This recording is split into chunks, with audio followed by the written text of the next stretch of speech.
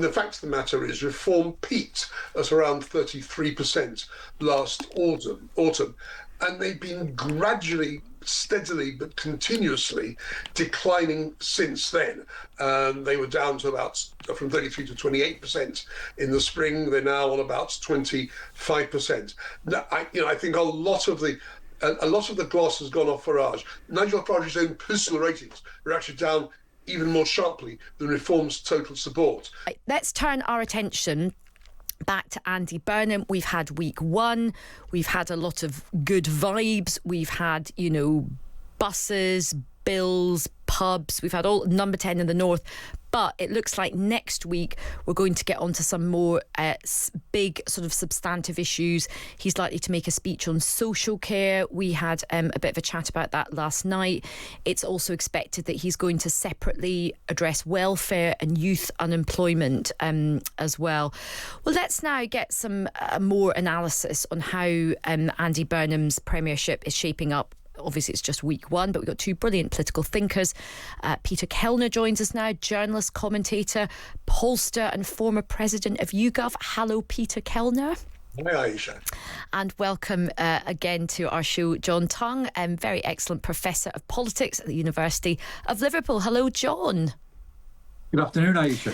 Right, Peter, let's start with you. With your kind of pollster hat on, what have you made of the debut from our new Prime Minister? Well, the first thing is what hasn't happened. There hasn't been, as some Labour people hoped, a big sudden leap in Labour support.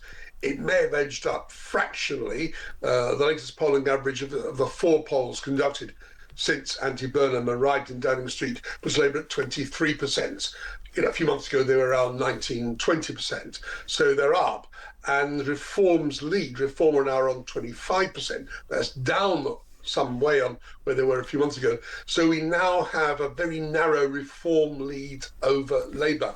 And didn't Labour win 2 council seats from Reform this week? They won in Thurrock, yes, on Thursday. And Reform generally, although they've been making gains in local council by-elections, which are quite a useful canary in the mine of politics, if you don't want to rely on opinion polls, Reform are doing well, but not as well in the last couple of months as they were doing 6 or 9 or 12 months ago. And why do you think that is? Is that because of these stories about the 5 million and George Cotterill?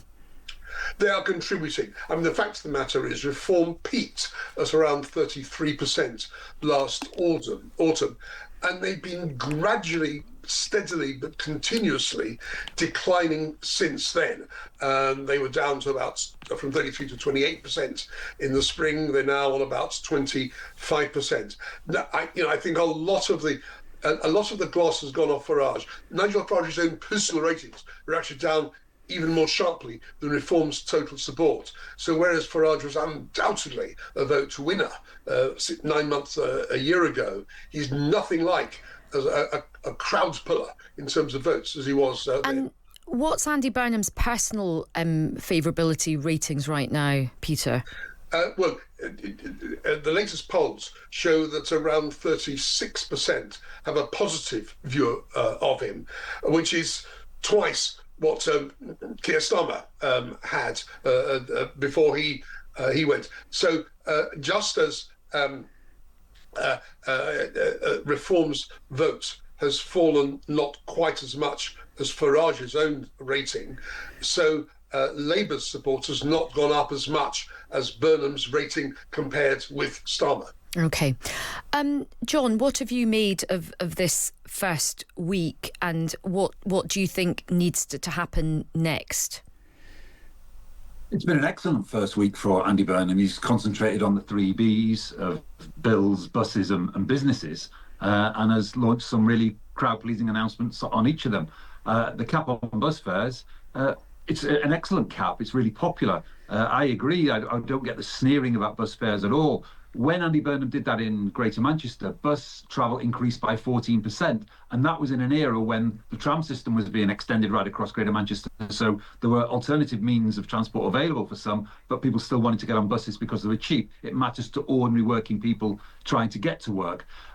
Businesses, yeah, in terms of the relief for pubs and clubs, very, very welcome indeed. And of course, VAT the reduction in electricity bills. The question that begged is, as if anything with Andy Burnham, is how is this going to be paid for? Of course, he's insulated at the moment. Parliament, the House of Commons will only sit for 2 weeks between now and the middle of October. You have a festival of Burnhamism at the Labour Party conference in Liverpool at the end of September. It's after that, once we get into the middle of October, people will really start asking the questions about Andy Burnham. Where is the money coming from? Even the announcements this week cost the best part of $2 billion. Yeah, and I think that's absolutely right. I think that conference is going to be very interesting for the Labour Party, because the last two conferences have actually been quite weirdly gloomy for Labour. The first conference, which should have been a real, carnival atmosphere in terms of Labour winning power, Labour went straight into the freebie scandal, and there was a lot of that was a great cloud hanging over. And then last year, actually, the cloud was Andy Burnham, because he had done this big interview. It looked like he was coming for Keir Starmer. So it's been quite a kind of, the two conferences have been quite difficult since Labour came to power. This one, I think, will be more, as you say, a bit of a celebration of Andy Burnham.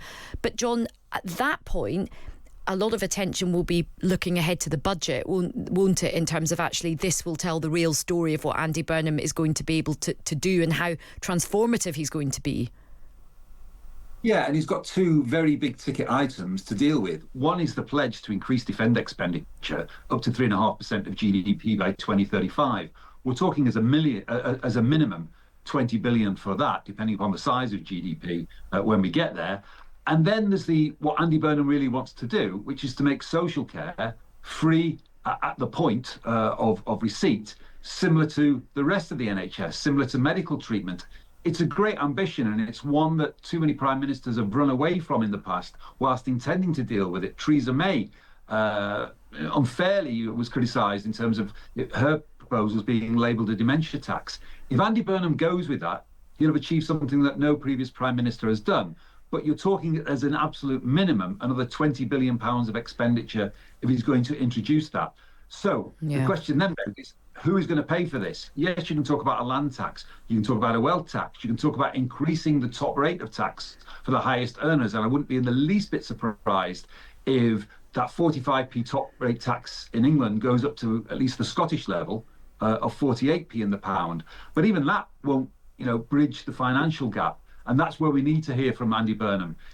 Yeah. I've always believed that Andy Burnham's got plenty of ideas. It's a question of whether he has the financial wherewithal in the current climate to fulfil those ideas. And it's worth saying that there's just an interesting report out today in the paper as well, saying in Scotland they did raise the upper rate of tax to 48%, but it has not brought the tax yield that they thought it was going to bring. Dan Needle has got quite an interesting bit of analysis on that.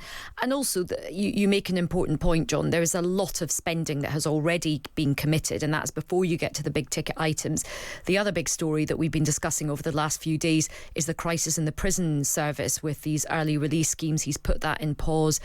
People want money to build extra prisons. There's a lot of other demands on in his entry as well. And look, Peter, to come back to you, you wrote a really interesting piece which landed in my inbox, and I read it diligently, as I always do, with your very interesting thoughts. You had this interesting thing about how what's very difficult in modern politics is no matter what you do, you don't have a sort of grateful public who are just like, oh my goodness, thank you so much for doing that. People don't really kind of bank things and be ever so grateful. The public are pretty tough right now in terms of what they expect from their politicians. That's right. Opinion, the pollsters, a couple of weeks ago, asked people whether they thought they were net beneficiaries or net contributors in taxes and benefits, not just cash benefits, but health, education, and so on. Let me take one aspect of it. Pensioners, people my age, 90% of us are calculated to be beneficiaries from the state because our pensions and our healthcare and so on far outweigh the taxes that 90% of us pay. But when you ask people over 65 whether they're net contributors or net beneficiaries, only 14% say they're net beneficiaries. It's a huge gulf. Now, I think a lot of people are thinking, well, it's not really the government giving a pension. It's money I have saved for, paid taxes for through my life. I'm getting my money back.